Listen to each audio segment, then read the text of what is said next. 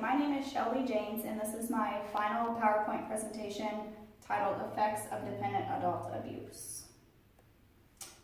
Dependent adult abuse can be defined as a person who is over the age of 18 and they are unable to protect themselves or take care of themselves without assistance. There are many different people that qualify. Anybody that has a disability, which means mental health, bipolar disorder, intellectual disabilities, brain injuries, Down syndrome, Tourette's, autism, as well as anybody that is an older person or considered elderly. There are many different types of abuse. The first one here is physical abuse, which is defined as willful infliction of physical pain or injury, such as slapping, bruising, sexually molesting, or restraining. There are many symptoms of physical abuse, but let me make something clear before I say this. Just because that they are maybe have some of these symptoms does not necessarily mean that they were physically abused. Those can be anything from bruises, lacerations, broken bones, any kind of sprains, or any other injury. The second one is sexual abuse. That is the transmission, display, or taking of electronic images of the clothed or unclothed breast, groin, buttock, anus, pubes, or genitals by a caretaker for a purpose not related to treatment, care, monitoring, assessment, or diagnosis, or as a part of an ongoing investigation. So same thing with this, just because that they are displaying some of these symptoms does not necessarily mean that they were sexually abused. Some symptoms of that could be any new phobias, sleep disturbances, unusual aggressiveness, unusual signs of fright, sudden anger, self-esteem, things like that. And then the last one is financial exploitation. That means that somebody is responsible for an individual's money and they use it for themselves or others without the individual's permission. So sometimes people get this confused and they wonder how it can be abuse because it's not physically abusing somebody or sexually abusing somebody. Most individuals that qualify to be a dependent adult don't manage their own finances for many types of reasons. They don't understand money, they don't know, the definition of money or how to handle money. So when somebody else is in charge of their money and they use it in a wrong way, that's considered dependent adult abuse. Here are some statistics that I found that I thought were really interesting.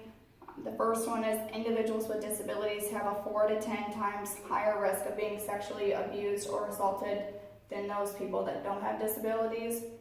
Once they get abused once, there's a very high probability that it will happen again. And then the last one is more than half of the crimes that are happened. So half of the crimes that do happen, they don't get reported, and then when they do get reported, a lot of times they're handled administratively rather than through criminal prosecution, which means that the police don't always do anything about it.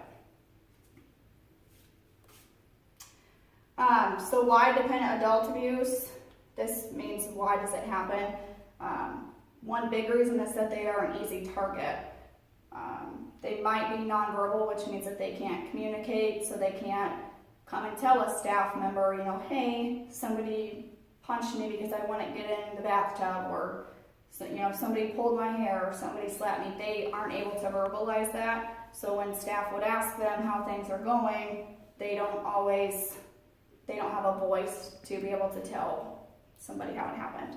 And then the second one, kind of what I already talked about, is a lack of knowledge and understanding.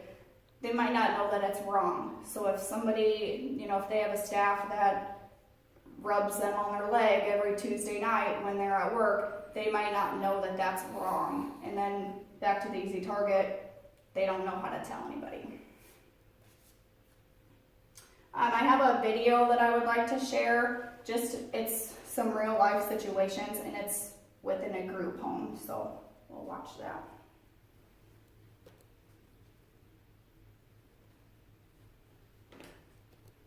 Also focus on teamwork. So if you're working with an individual and you get frustrated, or you get to the point where you need a break, I would hope that my friend Robert would step in and say, you know what, Zeke, you may need a break. Let me talk to this consumer for a little bit. Let me help you out. So it's not always that they are denying you or trying to get away from you every now and then.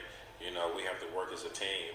And if I feel like I'm getting frustrated, or if my partner sees me needing help, you know, he should step in. When you notice one of your peers or one of your friends being abused or neglected, you know, what are some of the traits that you see, or what are some of the body mechanics or how they move or how they talk that you notice that you be like, hey, something's wrong here? One shuts down. They don't participate in society. They shut down. They're always crying. They don't want to be touched. They feel out of place, like it's their fault.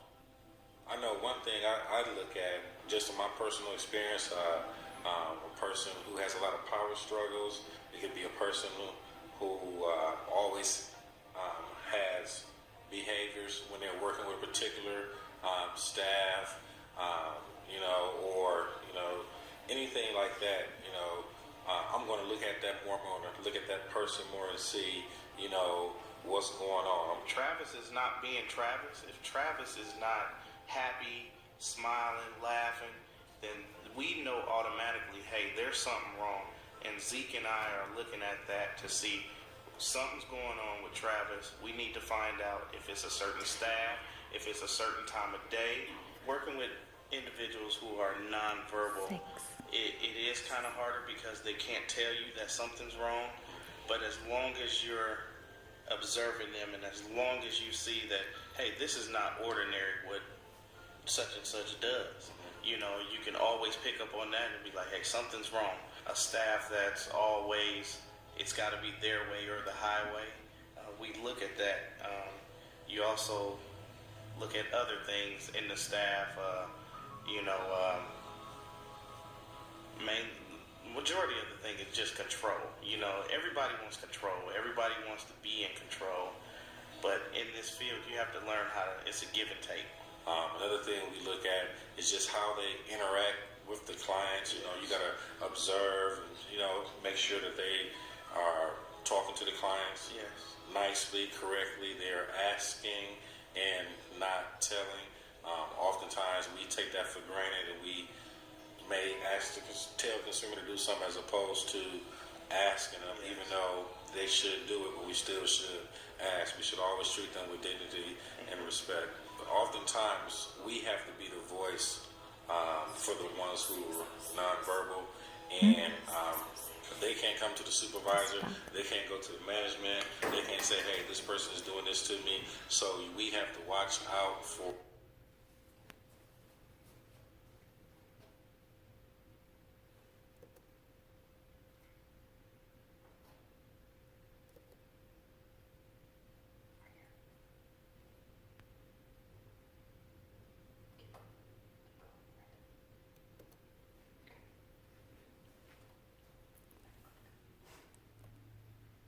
Okay, so I'll come back to that video in just a second because everything else for my PowerPoint kind of ties in. So I did an interview with Matt Heideball, who is an area director at REM Iowa Community Services, just to kind of get a feel of what a group home setting is like, what their policies and procedures are, and then how much dependent adult abuse they see within their agency. This one was located specifically out of Hiawatha. However, there is a REM Iowa, it sounds like, all over the place. In fact, Matt, I think, runs 5 different service areas, 5 different cities with programs. So in Hiawatha, currently there's 21 programs. The way he explained it is 3 people typically would live in a program, and then they have staffing 24/7. So they employ well over 200 staff because these guys need staff 24/7. It's a for-profit organization. Like I said, they work with dependent adults who have one of the following disabilities: an intellectual disability, brain injury, they may have autism, Down syndrome, or mental health. Matt Heideball said that they report to DHS about 3 to 5 times a month.